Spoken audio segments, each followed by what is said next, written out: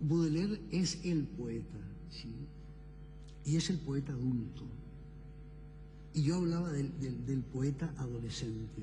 Baudelaire sabe muy bien lo que está haciendo, sabe muy bien que está innovando. Baudelaire maneja la técnica de una manera soberana, él es dueño de todos sus recursos y en ese sentido no es frágil. Baudelaire es una roca, es fuertísimo, es como Whitman, en otro sentido, no se parecen en nada, evidentemente.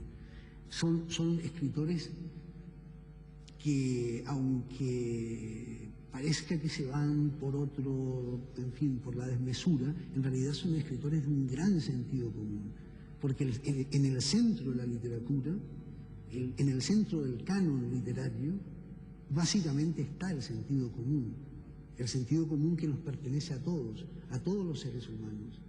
Baudelaire en ese sentido está, Baudelaire que era un drogadicto, un borracho, etc., Baudelaire es un padre, un pater familia, ¿sí? Y es el abuelo sensato. Baudelaire nos muestra el camino y nos muestra sus herramientas y abre un camino, pero nos dice cómo abrirlo, cómo mostrarlo, y a partir de él, además, ese camino queda no solo abierto, sino pavimentado. Rimbaud y los poetas adolescentes encarnan otra situación. ¿Qué otro ejemplo de poeta adolescente, después de Rimbaud, para diferenciarlo de este poeta adulto que parece interesante saber? Yo creo que Rimbaud y Lautréamont son los dos poetas adolescentes absolutos, ¿sí? en donde la pureza es tal que quien se atreva a tocar, pero a tocar de verdad, a Rimbaud y a Lautréamont se quema. ¿Quién es Ulises? Ulises Lima era mi amigo Mario Santiago, que murió hace un año y pico. Háblanos un poco de él. Es bueno, fue mi mejor amigo de lejos, y poeta mexicano, un ser extrañísimo. En realidad, Mario Santiago parecía haber bajado de un ovni hace un par de días, ¿no? Y tenía cosas tan extrañas, era un lector empedernido, cosas tan extrañas como meterse en la ducha y seguir leyendo. Entonces se metía en la ducha y con la mano mantenía el libro así. Y lo peor es que eran mis libros.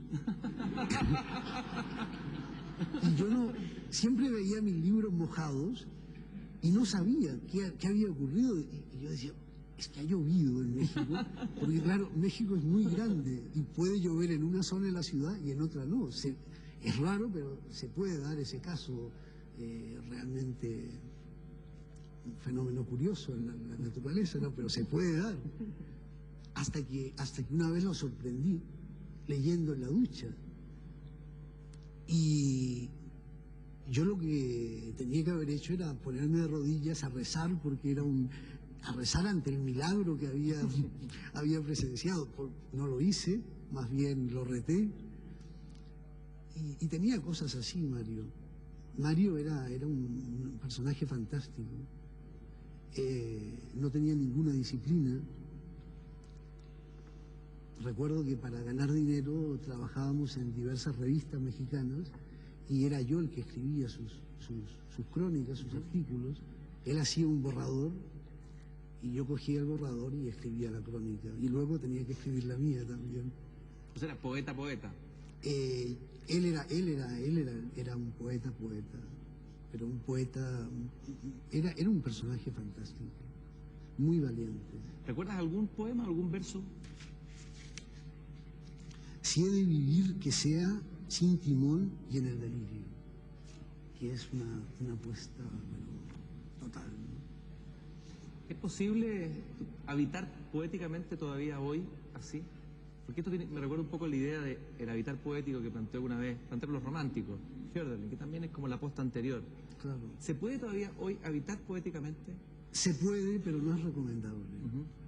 Yo no quisiera que mi hijo, si mi hijo decide ser escritor, no quisiera que mi hijo optara por vivir sin timón y en el delirio, porque nadie quiere ver a un ser querido sufriendo. Pero, por otro lado, es inevitable. hay escritores que tienden hacia eso. A veces en demérito de su propia escritura, porque la lucidez y de nuevo el sentido común son necesarios, son muy necesarios. Ahora vuelvo a una pregunta anterior. Sin embargo, me da la impresión que tú sientes la fascinación por aquellos personajes justamente, o tus novelas están pobladas de personajes que han perdido el timón y que viven en el delirio, de una u otra manera. Desde los escritores nazis que aparecen en la... Sí, pero eso ya es otra cosa. Los escritores de la literatura nazi no es más que una metáfora del oficio de escritor, de la literatura, que es un oficio, a mi modo de ver, bastante miserable, con gente, practicado por gente que está convencida de que es un oficio magnífico. Y allí hay una paradoja bestial, un equívoco bestial. Yo a veces, es decir, es un equívoco como si alguien ve a una persona muerta con 4 balazos en la cabeza, 10 balazos en la espalda y un cartel que dice "te maté por tonto", lo ve y dice "uy, sufrí un accidente". ¿Sí? Es así el equívoco. No sé cómo no se dan cuenta. El oficio de escribir es un oficio poblado de canallas, eso más o menos todo el mundo lo intuye, pero es que además está poblado de tontos, que no se dan cuenta de la fragilidad inmensa de la ¿cómo se dice esto que no perdura? De lo efímero. De lo efímero que es. Es decir, yo puedo estar con 20 escritores de mi generación y todos están convencidos de que son buenísimos y de que van a perdurar. Eso es una ignorancia, aparte de un acto de soberbia enorme, es de una ignorancia bestial. Porque se les puede preguntar, a ver, si sabes, has leído o tienes una ligera idea de la historia de la literatura, ¿cuántos escritores latinoamericanos sobreviven de la década de 1870 a 1880? ¿Sí? Nómbrame a 20. Y ya no te hablo de un país, te hablo de todo un continente. Jorge Luis Borges tiene un poema que dice, me acordé de eso, que está justamente en el programa de la feria, dice "a un poeta menor de la antología". Es un poema muy dice, bueno. ¿dónde está la memoria de los días que fueron tuyos en la tierra y tejieron dicha y dolor y fueron para ti el universo? El río innumerable de los años los ha perdido. Eres una palabra en un índice. Bueno, pero Borges se está refiriendo a los poetas menores de la antología inglesa, que son poetas menores que perduran, ¿sí? Los poetas menores del ¿cómo se llama? La antología esta tiene un nombre de una universidad,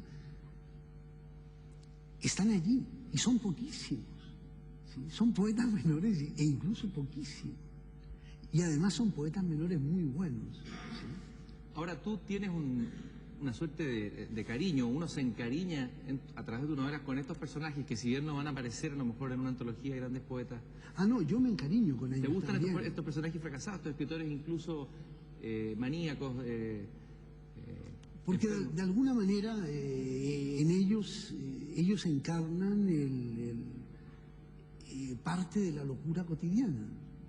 Yo en ellos no veo escritores, veo seres humanos. ¿Sí? Veo los trabajos de los seres humanos, veo las locuras y veo también la nobleza. Yo cuando estuve hace poco en Alemania y presentando el libro La literatura nazi en América, y cuando les dije a los alemanes que yo tenía una gran simpatía por mis escritores nazis, casi me matan, y con toda la razón del mundo, porque para ellos los escritores nazis son abominables.